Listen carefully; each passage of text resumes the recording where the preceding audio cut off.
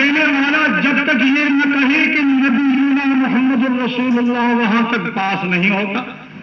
کامیاب نہیں ہوتا، تو ہر مرنے والا قبر میں جا کر بھی ذکر مصطفیٰ سے واسطہ پڑتا ہے اس کا۔ یہ بھی کس نے بیان کیا؟ اللہ تعالیٰ جل وعلا نے۔ اتنا نہیں، آسمان والوں نے، عرش والوں نے،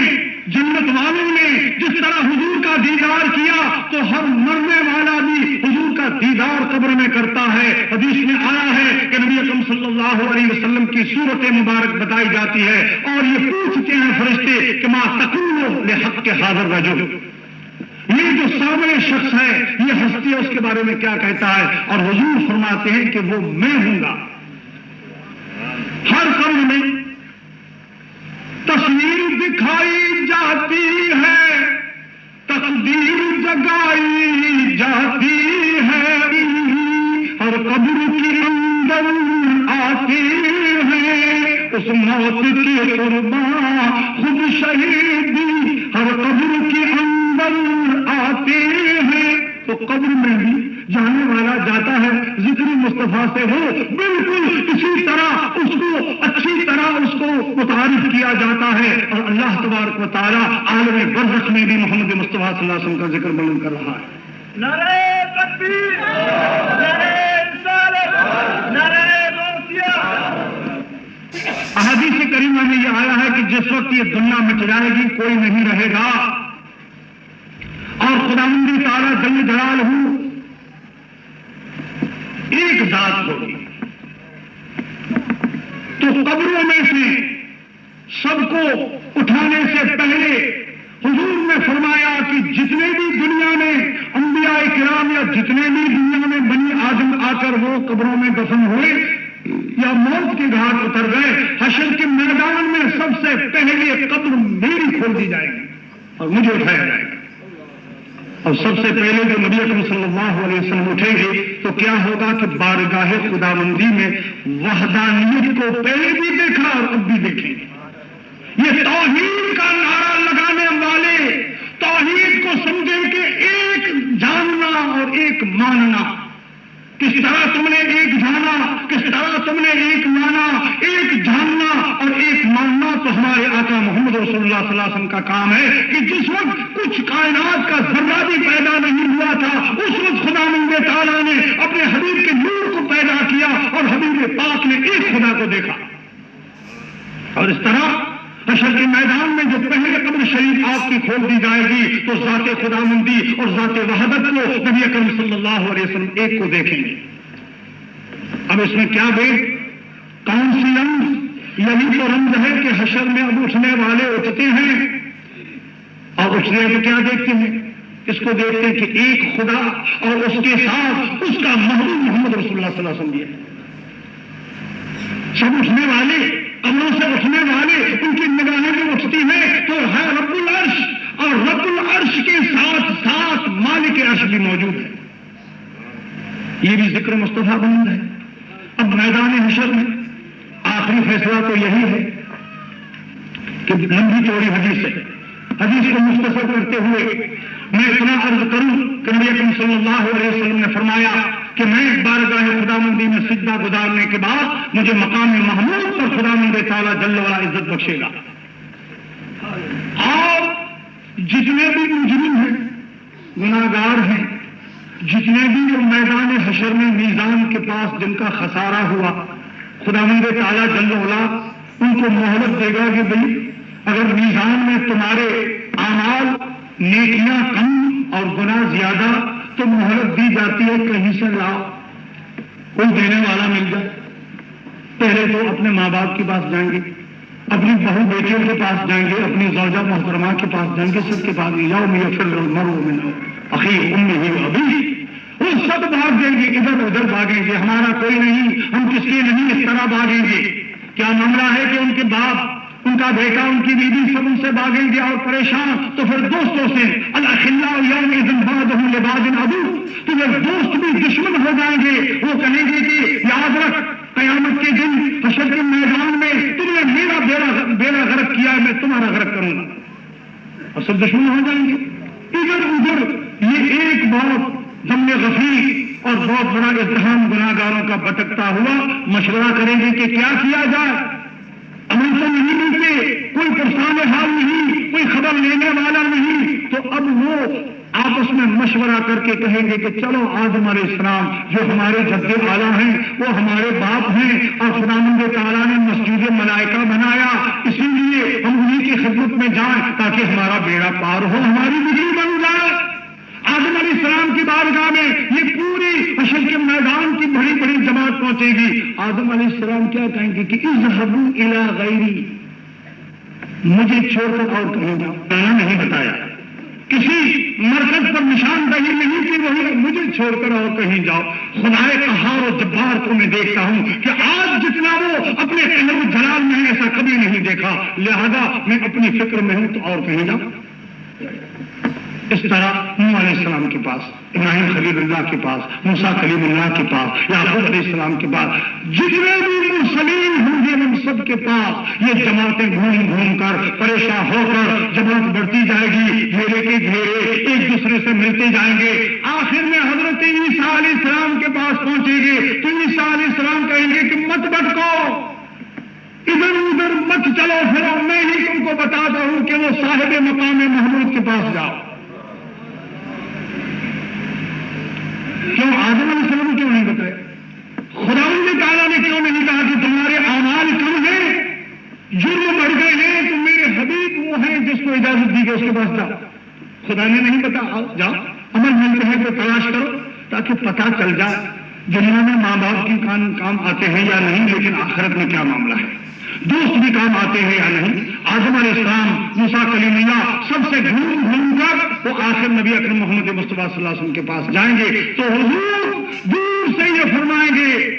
کہ اور نبیوں کی زبان پر ہوگا اذهبوا الی غیری، ہمارے نبی کی زبان پر انا لہا ہوگا، انا لہا،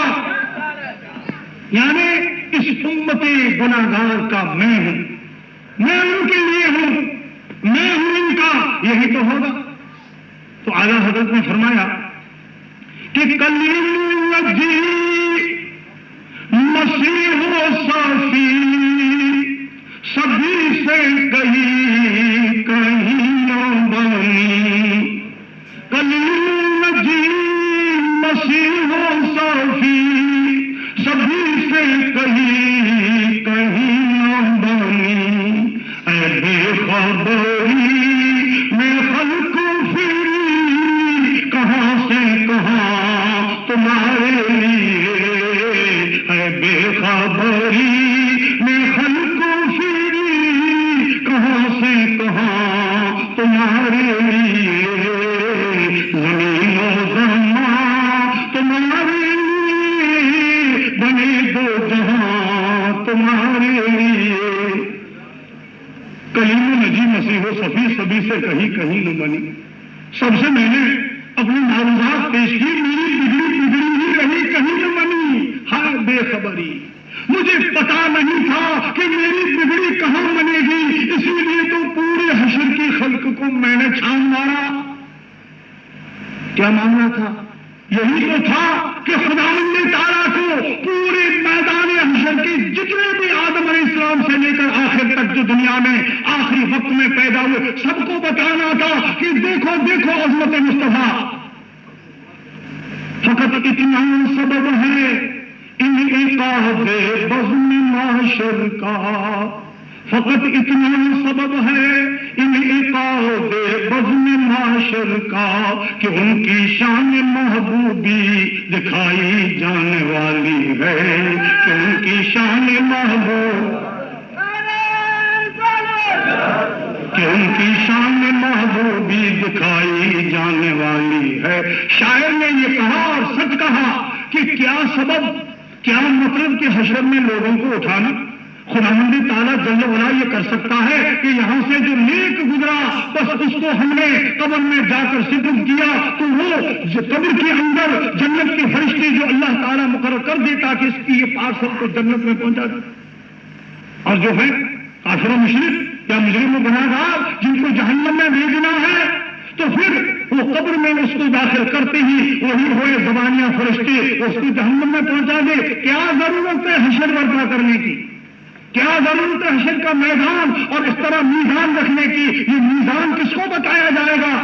کون خدا کی بارگاہ میں جا کر یہ کہے گا کہ یہ میزان یہ کم اور یہ بیش ہو رہا ہے؟ وہ تو مالک و مختار ہے. لیکن حشر کو منعقد کرنے میں یہی تو سبب ہے کہ خداوند تعالیٰ اپنے پیارے محبوب کی شان محبوبی دکھانے والا تھا. تو یہی ہے وَرَفَعْنَا لَكَ ذِكْرَكَ، جن کا ذکر خداوند تعالیٰ جل وعلا نے بلند کیا، اور وہ بلند کیا ہے دنیا میں، وہ ہمیشہ بلند رہے گا، قیامت تک بلند رہے گا. اور یاد رکھو کہ جب ذکر مصطفیٰ اس دنیا میں ختم ہوا تو قیامت ہوگی. دنیا میں قیامت کو لانے والے کوشش تو بہت کرتے ہیں کہ خالی کر دو، یہ توحید کو خالی کر دو ذکر مصطفیٰ سے تاکہ توحید خالص ہو جائے. لیکن ہاں انتظار کرو، قیامت آنے والی ہے، ضرور آ کر رہے گی. اس وقت یہ زمین زلزلے میں آ جائے گی، آسمان ٹوٹ جائے گا، ستارے بے نور ہو جائیں گے، یہ دنیا مٹ جائے گی، جس وقت ذکر مصطفیٰ لوگوں کی زبان پر ختم ہو جائے گا. برادران اسلام، اب ذکر مصطفیٰ فقط زبان ہی سے جو ہم کر رہے ہیں یہ نہیں. ذکر کی معنی ہے یاد، ذکر کی معنی یاد. تو زبان سے بھی یاد کرو، دل سے بھی یاد کرو، حال سے بھی یاد کرو، احوال سے بھی یاد کرو، اقوال سے بھی یاد کرو. یعنی تمہارا کوئی بھی حال، کوئی قدم، کوئی کام، اگر گھر کی زندگی ہو یا مارکیٹ کی،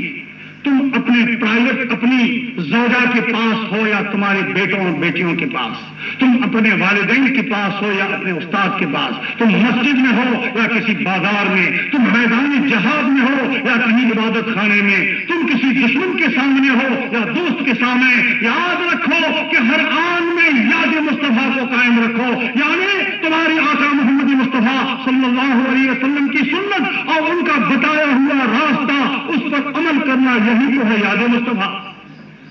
یہی تو ہے ذکر مصطفیٰ. یہ نہیں کہ ایک دو نعتیں تم نے پڑھ دی اور بقیہ تمہاری زندگی رسول خدا صلی اللہ علیہ وسلم کی سیرت پاک سے بالکل متغیر اور بالکل مخالف گزرے. یہ ذکر مصطفیٰ نہیں، یہ معاف کیجیے گا ایک دھوکہ ہے. زبان سے ہم ذکر کر رہے ہیں اور ہمارے حال سے، ہمارے قول سے. میں اخیر میں ایک مثال چھوٹی سی دے رہا ہوں. تمہارے پاس کوئی معزز مہمان آتا ہے تو مہمان کو خوش کرنے کے لیے تمہاری انسانیت اور شرافت میں کتنی چیزیں درکار ہیں. یہ کہ ان کو زبان سے قابل احترام الفاظ تمہاری زبان سے نکلے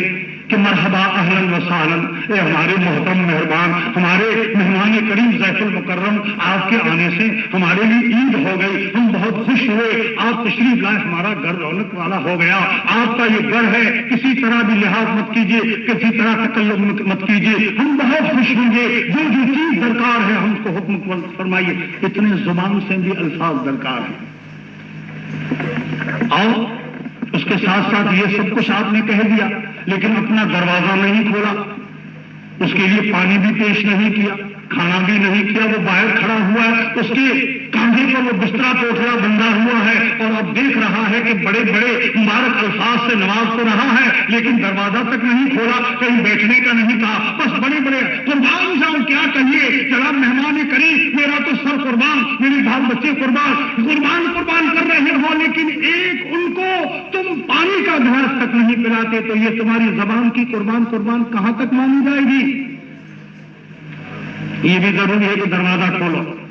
اس کو حق الامکان عزت سے بٹھاؤ، غریب ہو تو غریبی حیثیت سے لیکن بچھونا دو، اس کو پانی پلاؤ، تمہاری حیثیت سے کھانا کھلاؤ اور میٹھے میٹھے الفاظ سے اس کا دل خوش کرو. زبان سے الفاظ بھی کہنا ہے، تم کو تمہارے گھر بٹھانا بھی ہے، کھانا بھی کھلانا ہے. یہ نہیں کہ میٹھے الفاظ کہہ دیے اور باقی کہا کہ یہاں سے جلدی چلے جاؤ ورنہ ہمارے گھر کے اندر ایک کتا بندھا ہوا ہے، وہ جب چھوڑتے ہیں تو وہ آنے والے اجنبی کو کاٹ کھاتا ہے، جلدی چلے جاؤ میرے محترم مہمان، میرا سر قربان. کیا یہ تمہارا یہ دھوکہ بازی نہیں؟ تو کس طرح تم اس کے سامنے اس کا دل خوش کر سکو گے؟ لہذا ذکر رسول کرنے کے ساتھ تمہارے مصطفیٰ صلی اللہ علیہ وسلم کی بارگاہ میں منظور ہونے چاہیے، ورنہ ہم ایسی خشک ذکر کو ہم نہیں مانتے، خشک ذکر کو ہم نہیں مانتے کہ قال کے ساتھ حال ہو۔ قرآن میں خداوند تعالیٰ نے کہا کہ یا ایھا الذین آمنوا لم تقولون ما لا تفعلون کبر مقتا عند اللہ ان تقولون ما لا تفعلون، جو تم نہیں کرتے وہ کیوں زبان پر بات لاتے ہو؟ زبان پر بات لانے کے ساتھ ساتھ تم کو کرنا ضروری ہے، اور زیادہ محبت ہوتی ہے اسی کا ذکر کرتے ہو تو زیادہ محبت ہوتی ہے، اس کی اتباع بھی کرنی چاہیے، اس کی اطاعت بھی کرنی چاہیے۔ مختصر میرا یہ عرض ہے، اور بے شک ہم ذکر ضرور کریں گے، اور جس سے محبت ہوتی ہے اس کا ذکر زیادہ ہوتا ہے، اور ذکر کی تاثیر ہے کہ قلب پر اثر کرتی ہے، ذکر کی تاثیر ہے کہ اعمال پر اثر کرتی ہے، لیکن فقط زبانی خشک ذکر نہیں۔ بس یہ میرا مختصر عرض جو میں نے آج کی تقریر میں آپ کی خدمت میں پیش کیا۔ آپ حضرات نے اس فقیر بے نوا کا جو اعزاز کیا وہ میں اپنا اعزاز نہیں سمجھتا، وہ دین پاک مصطفیٰ کا